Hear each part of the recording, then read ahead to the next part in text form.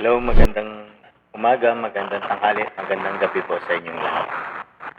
Nagbabalik po ulit si Deo Durano regarding po dun sa interim release ni Pangulong Duterte, mga kababayan.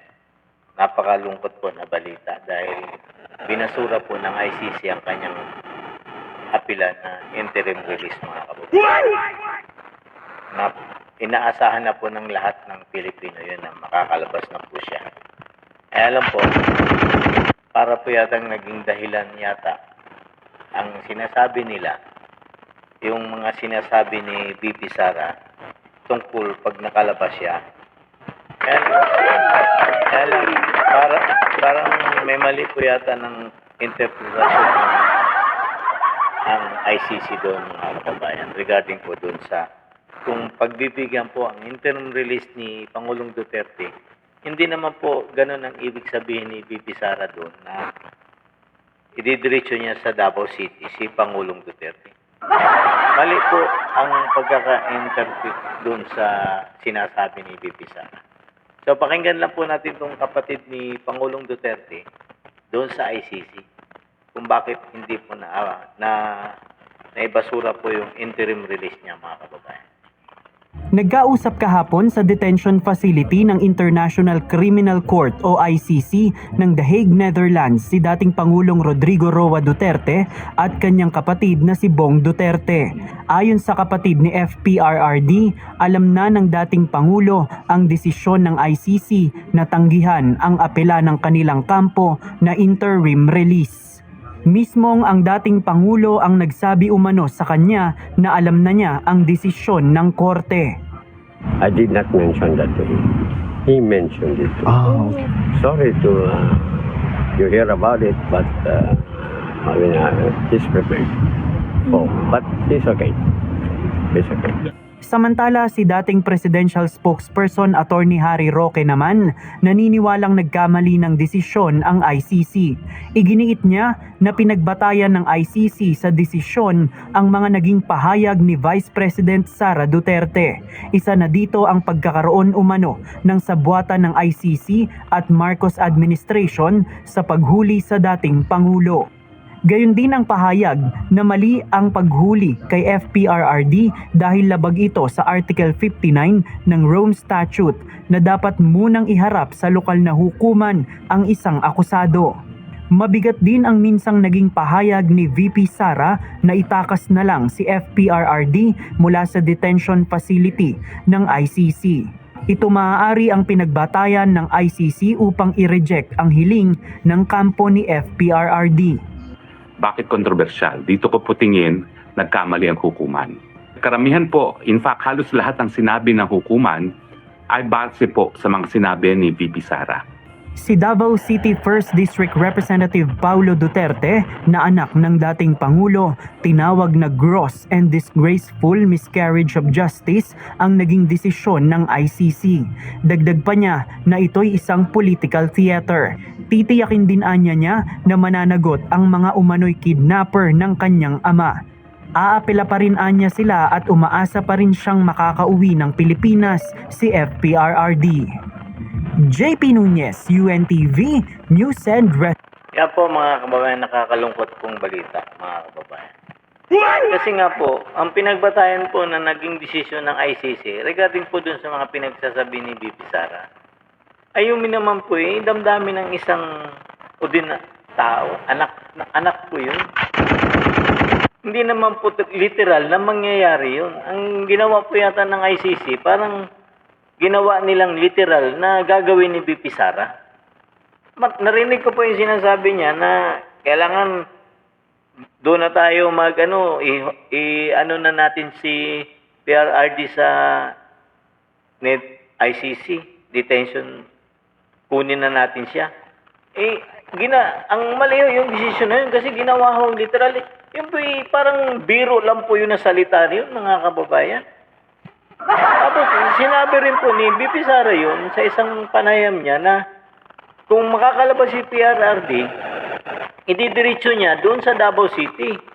Kung pwede po, hindi naman po, kasi alam naman po natin na hindi, kung ano po yung condition ng ICC, yun po yung susundin ng humihiling. Hindi po pwede ang masunod yung humihiling na makalaya pansamantala. Yun na nga nakakalungkot mga kababayan. Parang ginawa pong literal ng ICC. Parang wala ho silang sarili nilang desisyon. Yung naging interpretasyon po nila doon sa desisyon nila, yung mga pinagsasabi ni BP Sara, para pong ginawa na ho nilang literal na sinasabi ni BP Sara na gagawin niya lahat yung sinasabi niya. Yun ang nakakalungkot mga kababayan. Kasi nga po, inaasahan na po ng karamihang Pilipino yan na makakalaya po siya. Kasi nga po, mayroon pong ginawa ang Senate na request sa ICC na palayain na yan kasi 82 years old or 84 years old na ba si PRRD? Na kung may sakit na, sana humanitarian reason na lang ang dapat ang inano doon. Hindi naman kung pagbabatayan mo yung salaysay at sinasabi ni BP Sara sa media, parang mali naman po yata. Wala na ba kayo sariling desisyon o talagang kayo talaga nagpapakita kayo na panik talaga kayo sa nagpadala dyan sa kanya? Kasi pinapaliwanag naman po yan na illegal naman po. Sinasabi naman po ni BP Sara na kinidnap yung tatay niya. At alam naman po ng lahat yan kung paano siya kinuha dito sa Pilipinas. Alam po ng lahat yan.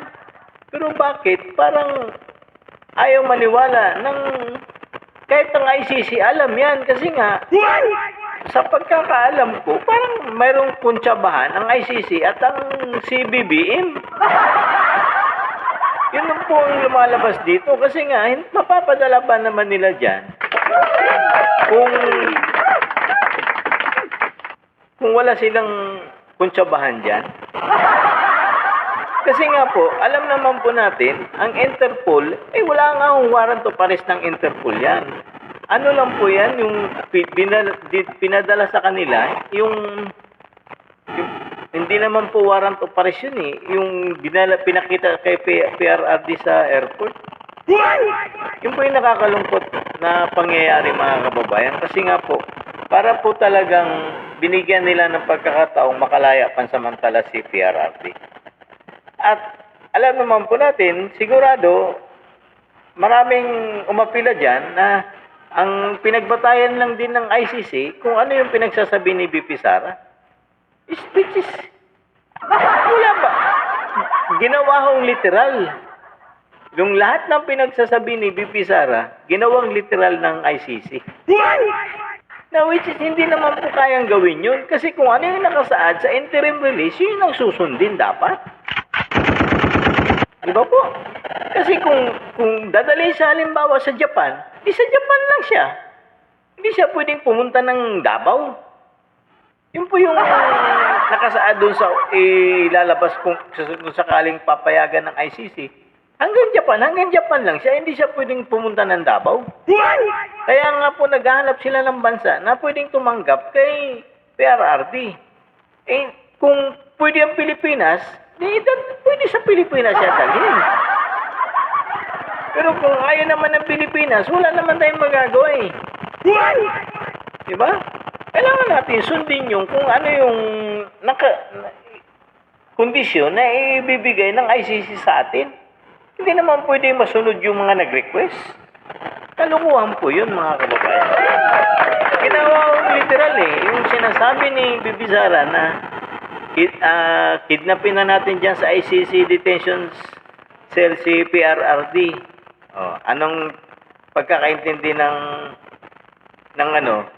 na talagang may si BP Sara na itakas. Ano yun? Tapos yung sinabi ni BP Sara na ididiretso niya ng Davao.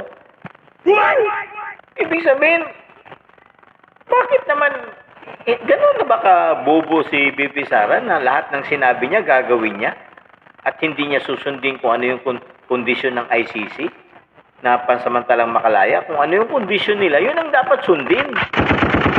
Kung naman, masyado naman talagang napolitika naman ito.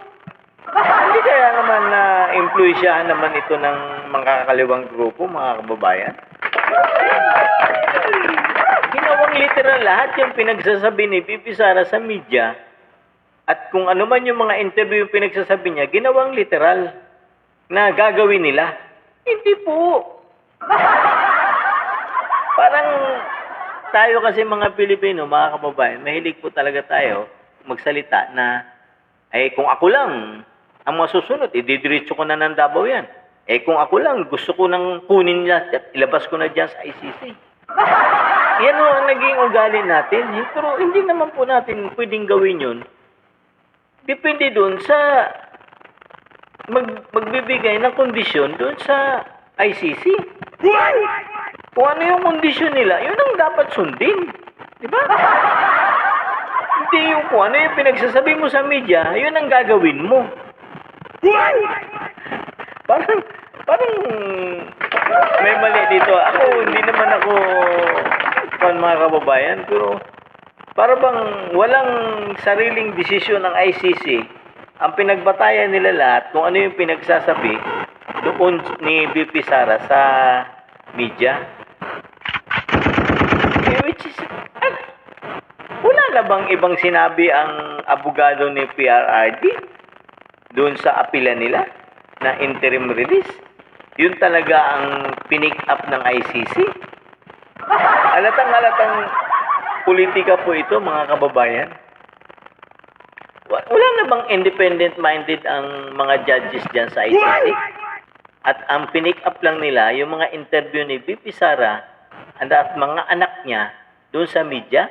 At yun ang pinagbatayan nilang kanilang desisyon na huwag na ibasura ang interim release dahil sa pinagsasabi ng kanilang mga kamag-anakan. Nakakatawa po yata. Parang masyado na pong napolitika ito si PRRD. Kawawa po talaga. Lagi niyong tandaan, ang tatay ng presidente natin ngayon, pinalibing nito. Mandami ng dumaan na presidente, hindi talaga nailibing ito. Pero tapos ang sinukli nila kay PRRD, pinakulong nila sa ICC pa. Kaya nakakalungkot po itong pangyayari ito, mga kababayan. Ako nalulungkot po talaga ako kasi ina-expect ko na po talaga na makakauwi. Pero hindi po dito. Ang pagkakaalam ko po sa Japan o Thailand, pero hindi po dito sa Pilipinas. Kasi ang alam ko po dyan, kung saan ang magiging desisyon ng ICC, yun ang dapat sundin. Hindi pwede ang masunod yung nag-request ng interim release. Kung ano po yung kondisyon na gagawin nila, yun po yung ano. Pero bakit ang pinagbabatayan ng ICC, yung pinagsasabi ni BP Sara sa media? Parang may mali po, mga kababayan. Sa totoo lang, hindi naman tayo yung ordinaryong salitaan lang. Parang hindi naman tayo pahuhuli sa pag-interpret din ng batas. Kasi para ba tayong ang pinagbatayan lang ng isang husgado ang mga sinasabi ng mga anak doon sa media. Wala na silang sariling interpretasyon. Mga kababayan, kung bakit humihiling, hindi nila kinonsider human rights. Yung human ng Skew, Diyos ang aming yan ang nakakalungkot lang, mga kababayan, kasi nga po inasahan na po ng maraming Pilipino po ang paglaya ni PRRD. Nakakalungkot po ito, mga kababayan.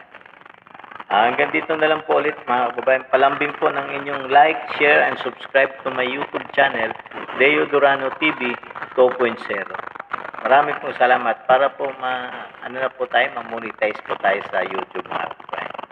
Para din po dun sa mga batang bala ko pong tulungan, dun sa mga nag-under ng therapy kasi may ako po akong may autism, may therapy po na parang advocate na rin po. Marami pong salamat. Magandang gabi. God save the Philippines.